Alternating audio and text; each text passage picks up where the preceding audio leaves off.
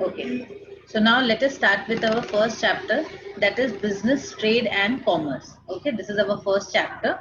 So now before starting with the chapter ahead, first of all let us understand what we are going to analyze from this topic. We will get an abstract from this topic, what we are learning. So the very first thing we need to understand is our learning objective, right? Means after studying this chapter, what are the various things you'll be able to analyze, what are the various things you'll be able to observe in your nearby environment. You need to understand all those things, right?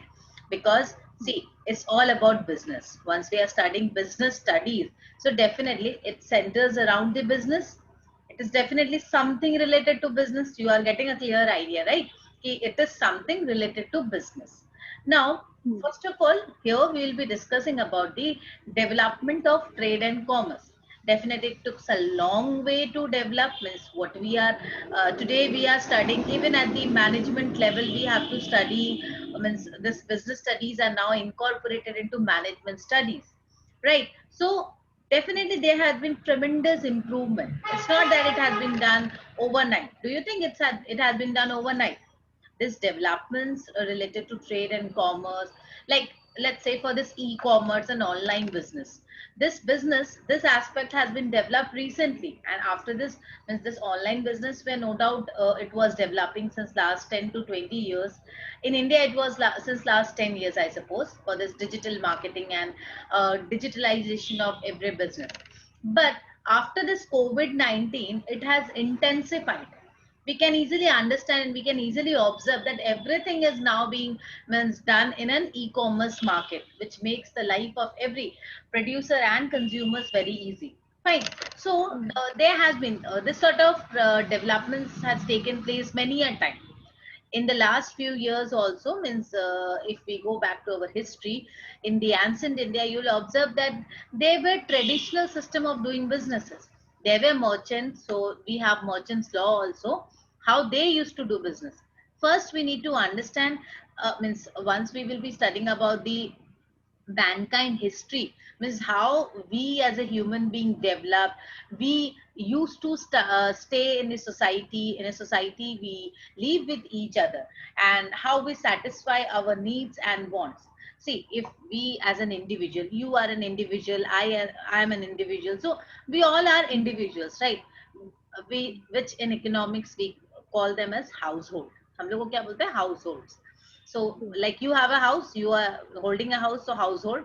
मेरा एक house, so I'm holding my house, so I'm also considered as a separate household unit. This is an economic term, commerce term. So households. So we all, means individuals, households, businesses, all those, we all stay in a society, and we normally interact with each other. Now, why do we interact with each other? Simply in order to satisfy our needs and wants. Every individual Hmm. have their own needs and wants. Needs means the basic necessities. हमें कुछ जरूरत होती है, the basic necessities of life to sustain. Needs क्या है? जैसे आपको रोटी, food, clothing and shelter, these are our, like education and medicines are also considered to be an important needs nowadays. But पहले हम Right. लोग जो बेसिक नीड्स पढ़ते थे, it was only food, clothing and shelter. Now the necessities has also increased, right? तो necessity, this is our needs, ये basic needs है, इसके बिना हम लोग सस्टेन नहीं कर सकते, right? After this Yeah. Needs whatever comes is our wants. So individuals will have their needs and wants, and how will we sustain? Means ultimately, how will we, what to say? How will we satisfy our wants? Because suppose, for an example, uh, am feeling hungry now. I want food. Now, where will I go Hmm. to? Means either I have to buy the food or I'll cook the food. Now, if the first second option is cooking. Cooking is preferable. But if I think that today I'm not willing to cook, what will I do? I'll go and buy it, because ultimately I'm hungry. So I have to buy the Hmm. food. From where will I buy the food? I'll go to a restaurant owner or somebody who is cooking. Anyway, means definitely I'll go to a restaurant. So here the my needs is what I'm looking for food. मुझे भूख लगी है. So where will I go? I'll go to a restaurant. So here क्या हो रहा है? This is a need satisfaction process. तो मेरा जो needs है, needs will be satisfied only once I reaches to the concerned business. So in our society there are different type of people. There are different type of people, different things are there which are there to satisfy our wants. Our wants and needs can only be satisfied only once we exchange. Now what we will exchange? We will exchange something. See, entire business is based on an exchange process, because a business cannot be taken place without an exchange. Is it possible that I'll do a business, or if I need something, suppose if I'm here, I need something, I'll go to a market, right? Now if I go to the market, I must definitely pay for that. I'll give what? I'll give money. Money. I'll not get something for free, right? So here I have to Yes. pay money in order to buy a product. Fine. This is a producer. He is a producer. He is producing a product. I am a consumer. I need that product. So I will buy from him. So I will pay. I will pay money and then I'll get that product. Means whatever I want, either a product or a services, whatever I want. So here in the entire process, you will observe. See, I'm not talking about business now. I'm just giving you a basic example. See, in order to live in a society, we as an individuals or households, right? We, in order to satisfy this entire, in order to satisfy, I think my screen is visible clearly. Yes, yes, it will. Okay, chalo. So individuals, households, now they interact with each other in order to satisfy their needs and wants. In the process of this satisfaction, need satisfaction, that is, in order to satisfy the needs and want, we means enter into an exchange process. This exchange is actually called a transaction in business. Now, let me tell you one more thing. This is accounting term. Transactions. Transactions in accounting. What do you mean by transaction? Transaction किसको बोलते हैं हम? Transactions means any event, any event where there's a money involved. Money involvement जहाँ पर रहेगी, उसको हम बोलते हैं transactions. So now for us, for a commerce student, for accountant, Hmm. these transactions are very important, because we are concerned only with transactions. In business, we are only concerned with transaction. We are not concerned with any event. We are concerned only with transaction that involves money. Because if any transaction money is not involved, we are not bothered about it. We are not bothered because we will not record that. So, okay. So let me move Hmm. back to your business studies. This is accounting. I'll do it later on, means in the next class.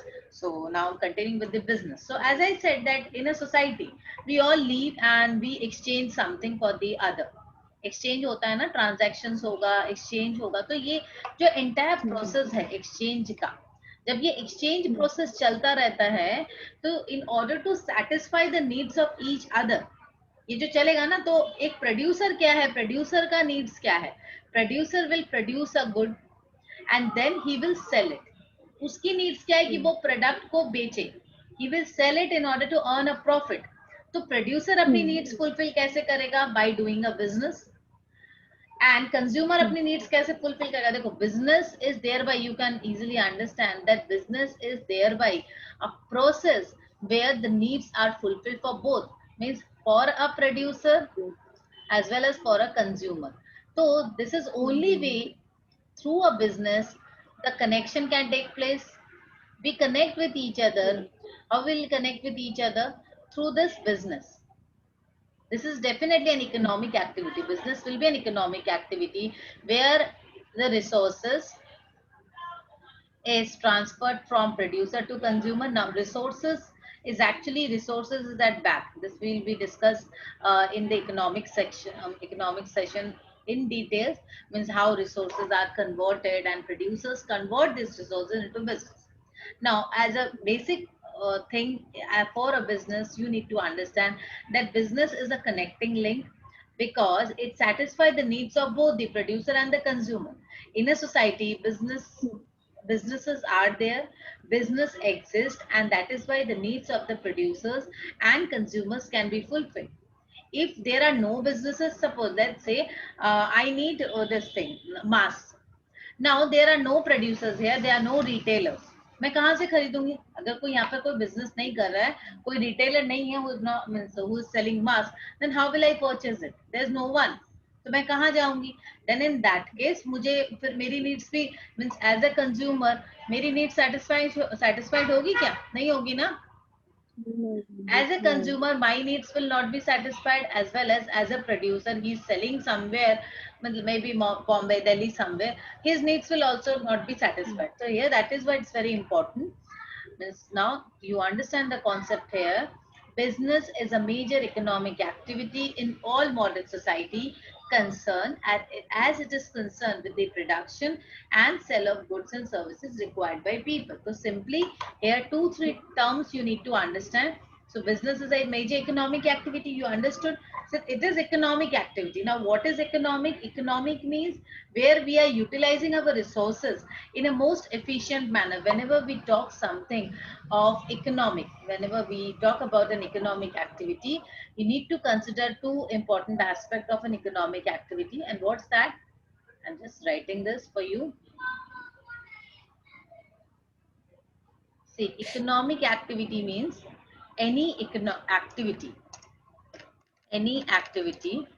where we are utilizing our resources in the most economic manner. ना ये जो economic manner मतलब क्या होता है? हम बोलते हैं ना घर पे कि कम खर्च करो, सस्ता करो, हम लोग बोलते हैं ना इकोनॉमिक कर रहे हैं. So ultimately what does it mean? Economic manner का मतलब क्या होता है? To utilize something or utilize a resources in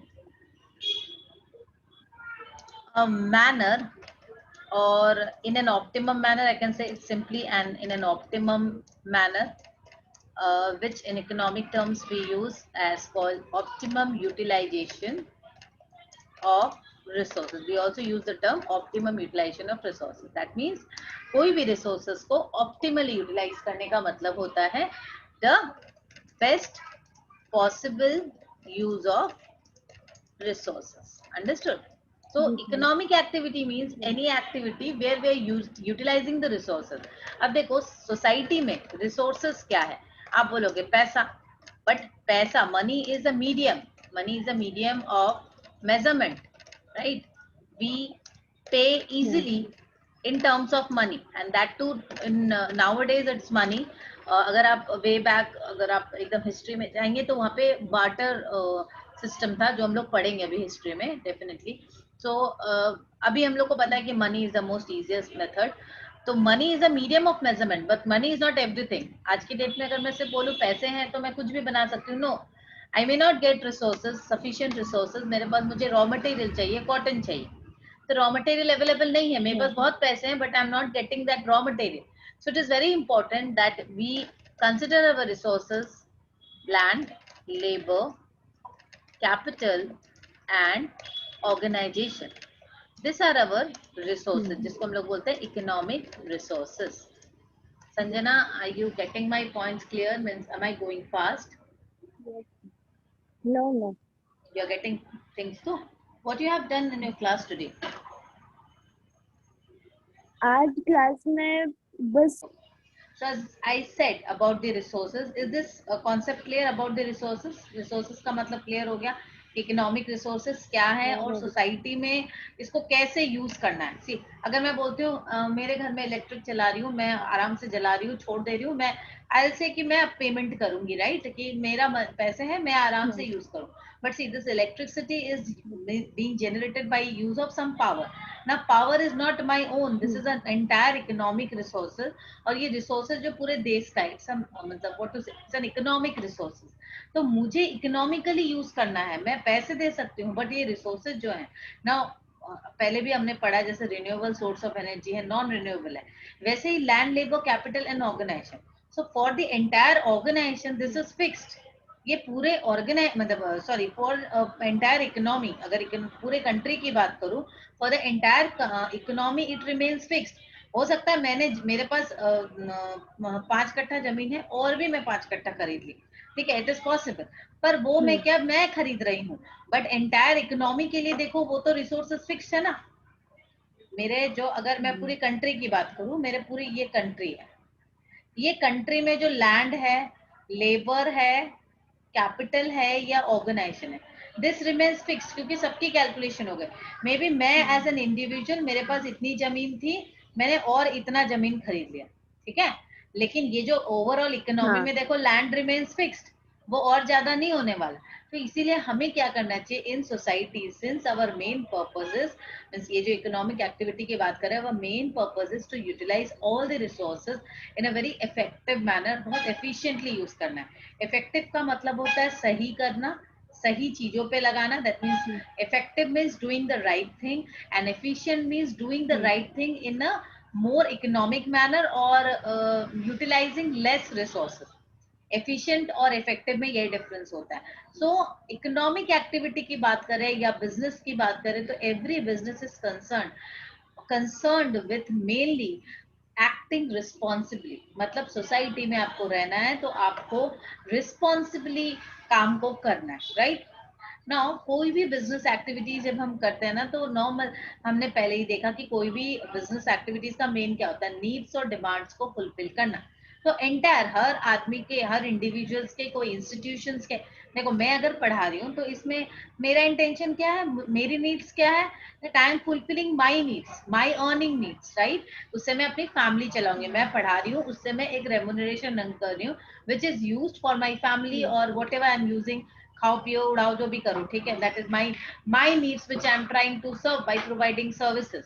देखो बिजनेस मतलब, while I'm doing a business, as a businessman I will produce either a product or a service. I am providing either a product or a services to my consumer. तो जब मैं product दे रही हूँ या services दे रही हूँ, तो in exchange for that I am getting a payment, एक फीस ले रही हूँ, एक रेमुनरेशन ले रही हूँ और अ प्राइस, राइट। नाउ ये मेरी नीड्स है कि मुझे पैसे चाहिए, बट जो कंज्यूमर मेरे पास आएगा उसकी क्या नीड्स होगी, उसको वो प्रोडक्ट चाहिए होगा तभी तो मेरे पास आएगा ना। तो यहाँ पर हमने पहले ही देखा कि जब हम बिजनेस स्टडीज करें तो पहले चीज हो गई बिजनेस। बिजनेस का एग्जिस्टेंस क्यों होगा, in order to fulfil the needs of the concern people in the society.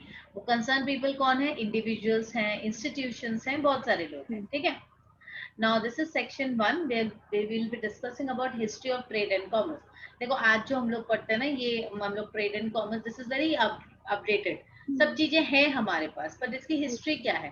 Way back अगर आप कुछ साल पहले जाओगे तो वहां देखोगे the economic and commercial evolution of many any land depends upon its physical environment. ये हमारी जो इकोनॉमिक और कमर्शियल इवोल्यूशन है कहीं पर भी, उसमें फिजिकल एनवायरनमेंट का सबसे इंपॉर्टेंट रोल होता है। तो फिजिकल एनवायरनमेंट वहाँ का, क्योंकि टेरेन, कहीं पे टेरेन है, कहीं पे पहाड़ है, कहीं पे कुछ है, तो सबसे पहली चीज हो गई किसी जगह का डेवलपमेंट उसके फिजिकल एनवायरनमेंट के ऊपर होता है, ठीक है। जैसे आप देखो वेस्ट बंगाल के इस तरफ में, मतलब हमारे यहाँ पर वेस्ट बंगाल के, अभी तो बांग्लादेश अलग हो गया, बट अगर उसके पहले देखते तो इस तरफ पूरा सी था।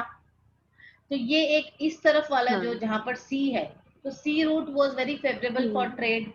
इवन आप इधर चले जाओ, जितने भी आप इंडिया में ही देखो, जियोग्राफिकली देखो, जो साइड के जितने भी हमारे जो सी से कनेक्टेड रूट है ना, सी से कनेक्टेड, आप जब देखोगे कि हमारा जियोग्राफी देखोगे तो सी से कनेक्टेड जितने भी प्लेसेस, लाइक गुजरात ले लो, महाराष्ट्र ले लो, या नीचे साउथ इंडिया में ले लो, वहां पे ट्रेड बहुत ज्यादा होते हैं, क्योंकि they are easily connected with other parts of the world. तो फिजिकल एनवायरनमेंट का एक सबसे बड़ा इम्पैक्ट होता है उनके इकोनॉमिक और कमर्शियल वायबिलिटी के लिए, right. This stands true for now definitely. उसके बाद आपका physical environment is one such, इसके बाद political and others are there. जैसे आप ले लो ये बिहार झारखंड, वहां पे बिहार नहीं झारखंड में अब हो गया कोल माइंस बहुत ज्यादा है वहां पर, जिसके कारण, तो फिजिकल एनवायरनमेंट का एक बहुत बड़ा इन्फ्लुएंस है, जिसके कारण माइंस ही हैं और माइंस के कारण ही जो भी डेवलपमेंट है वहां पर, ठीक है। बट उस पॉलिटिकल इन्वायरमेंट के कारण वहां पे डेवलपमेंट ज्यादा हुई नहीं है, but there are physical environment which can be develop to a greater extent. This stands true for Indian subcontinent as a whole, which has Himalayas in the north, bordered by water in the south. A network of roads merging into the Silk Route helped in establishing commercial and political contact with adjoining foreign kingdoms and empires of Asia in particular and the world in general. देखो हमारे यहाँ का geography बहुत अच्छा है. आप देखो ऊपर में पहाड़ है जो हम लोग को सेव कर रहा है, हिमालय जो है हम लोग को सेव कर रहा है बाहर से, फिर भी चाइनीज लोग सुधरते नहीं है. बट रैदर मतलब कुछ टू सम एक्सटेंट सेव कर रहे हैं हमें वहां उस तरफ से. इधर आपके जो पानी का साइड है, तीन तरफ से पानी है, वो भी एक बहुत हमारे एक हेल्प कर रहा है. तो maritime routes linked the east and the west by sea and they used for the trade of spices and known as spice route. अब देखो जो मैरीटाइम रूट्स मतलब पानी वाला जो रूट्स है ईस्ट और वेस्ट का जो एकदम आसानी से सी से कनेक्टेड है उसको स्पाइस रूट बोल रहे हैं क्योंकि वहां पे स्पाइसेस ज्यादा ट्रेड होते हैं.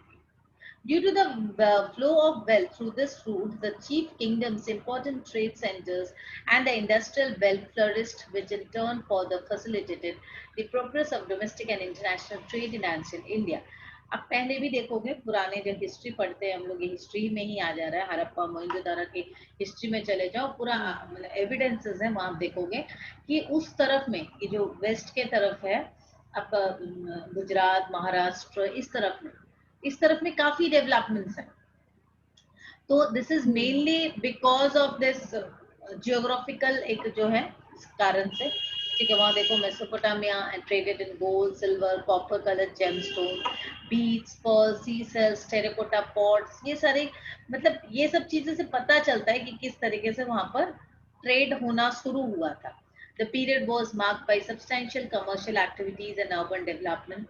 Political economy and military security during ancient times united most of the Indian subcontinent and trade regulations were carefully planned. There were diverse types of coins and weighing practices which used to vary from place to place with the use of money changes and by resorting to certain commodity accepted weights and measures. अब देखो क्या है normally आप देखोगे कि businesses जो flourish हुआ था, आप हिस्ट्री में ट्रेड एंड कॉमर्स की हिस्ट्री में जाओ, इसमें सबसे ज्यादा इम्पोर्टेंस था फिजिकल एनवायरनमेंट था. फिजिकल मतलब कैसा है उस जगह का जियोग्राफी. इसके बाद फिर धीरे धीरे देखो बैंकिंग मतलब अब ट्रांजैक्शन भी तो होते थे ना. तो पहले एकदम तो बार्टर सिस्टम था, लेकिन धीरे धीरे फिर इकोनॉमिक लाइफ प्रोग्रेस होने लगी तो कैसे ट्रांजैक्शंस होने लगा. बार्टर तो चलेगा नहीं ज्यादा दिन, तो मेटालिक मनी यूज होता था. जैसे पैसे की जगह पर वो क्या बोलते कॉपर कॉइन्स थे, गोल्ड कॉइन्स थे, ऐसे थे. ठीक है, धीरे धीरे देखो वो सब डेवलपमेंट होती गई और लोग सस्ते के तरफ आते गए क्योंकि रिसोर्सेस कमते गए. ओवरऑल अब देखो तो इकोनॉमी में रिसोर्सेज जो है ना वो कमी होती गई. ठीक है, documents such as hundi and chitti were in use for carrying out transaction in which money passed from hand to hand. These are very important. ये जो है हुंडी और चिट्ठी ये सब कुछ डॉक्यूमेंट्स हैं जो यूज होते थे क्या बोलते थे नॉर्मली इन क्रेडिट ट्रांजैक्शन. ये सब ना ज्यादा क्रेडिट ट्रांजैक्शंस में होते थे. नेगोशिएशन हुआ क्रेडिट ट्रांजैक्शन. यहाँ पे कैश देखो कैश ट्रांजैक्शन में इतना प्रॉब्लम नहीं है. पैसा आपने सामान खरीदा पैसा दे दिया या गोल्ड कॉइन दे दिया या ऐसे. बट ये जो हुंडी चिट्ठी ये सब नॉर्मली क्या होता था, ये सब इंस्ट्रूमेंट ऑफ एक्सचेंज. जैसे आपको पेमेंट करना है तो यू आर सेइंग समथिंग. हाँ मतलब मनी की जगह ये देते थे. हाँ मनी की हुंडी जगह और चिट्ठी. यस क्यों देते थे देखो जैसे मैंने सामान आपसे खरीदा और मैंने आपको पैसा नहीं दिया. नॉर्मली क्या होता है मुझे पैसे देने की बात है आपको दे दूंगी, पर मैंने बोला कि मैं आपको 10 दिन बाद पेमेंट करूंगी. तो उस केस में आपको तो एक सिक्योरिटी चाहिए ना, you want something as secured. तो वो सिक्योरिटी कैसे मिलेगी. तो फॉर दैट हम लोग आपको ये क्या बोलते हैं हुंडी या चिट्ठी ये देते हैं.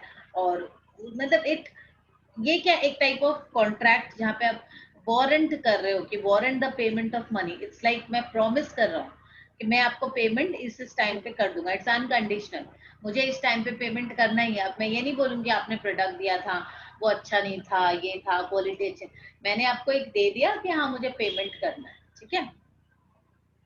Order which is unconditional. Second is capable of change through transfer by valid negotiation.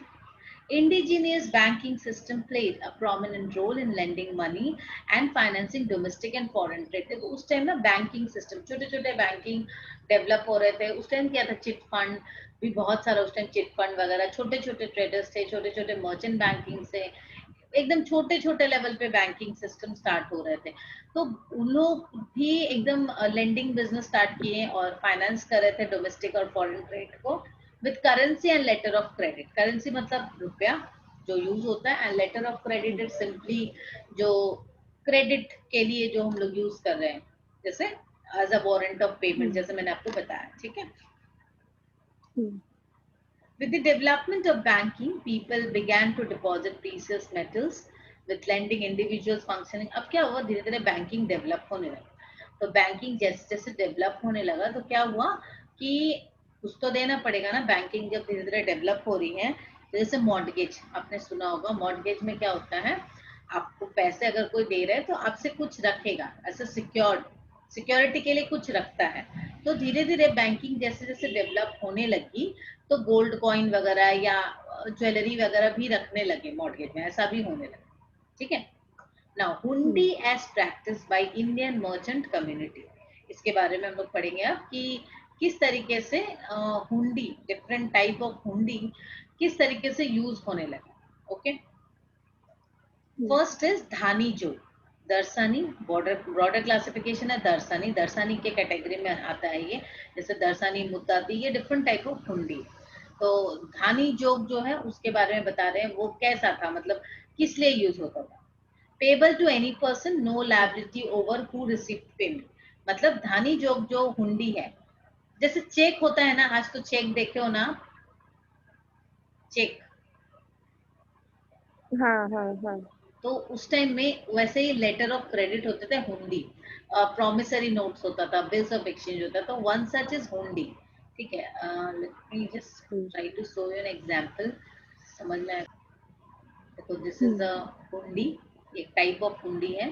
में लिखा है ना कितने रुपए का, 2500, मतलब उस टाइम 2500 कितनी बड़ी अमाउंट थी। देखो, हम्म, 86 days after the date, मतलब क्या लिखा है, 86 days after the date we promise to pay to Seth Management Bhagwan Das or order the sum of rupees इतना और value received in cash this days।